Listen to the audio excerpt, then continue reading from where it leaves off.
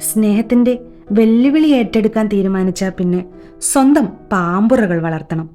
കാരണം സ്നേഹസ്പർശത്തിന്റെ വഴി തിരഞ്ഞെടുത്താൽ പിന്നെ മണ്ണിനെ അവഗണിക്കുക അസാധ്യമാകും. പക്ഷേ നമുക്ക് ചിറകുകളും ഉണ്ടാകട്ടെ. ഉയരത്തിൽ പറക്കാൻ എന്നതിനേക്കാൾ ചിറകുകളുണ്ടെന്ന തോന്നൽ, പറക്കാൻ കഴിയുമെന്ന ആത്മവിശ്വാസം, ഇവ നൽകുന്ന അവർണ്ണനീയമായ ആനന്ദത്തിന് വേണ്ടി മാത്രമെങ്കിലും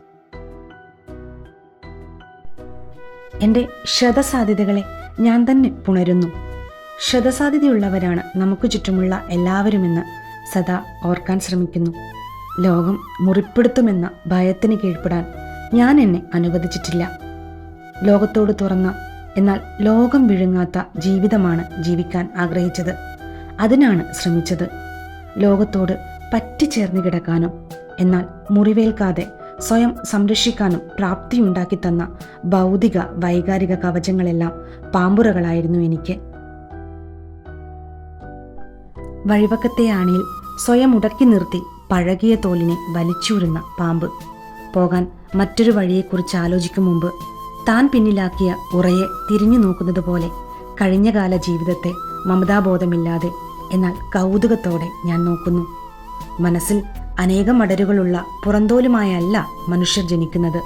ജീവിതത്തിലൂടെ കടന്നു പോകുമ്പോൾ ഉണ്ടാകുന്നതാണ് അവ. ഇങ്ങനെയുണ്ടാകുന്ന തോലുകളെ ഇടയ്ക്കിടെ സ്വയം ഉരിച്ചു കളയേണ്ടതുണ്ട്. വേദനയുണ്ടാക്കും. പക്ഷേ ആ പ്രക്രിയ ആവശ്യമാണ്. ഉറയൂരലിനും പുതിയ തോൽ വളരുന്നതിനുമിടയിലുള്ള ആ ചെറിയ കാലയളവിൽ അനുഭവപ്പെടുന്ന ഈ നഗ്നത വിലപ്പെട്ടതാണ്.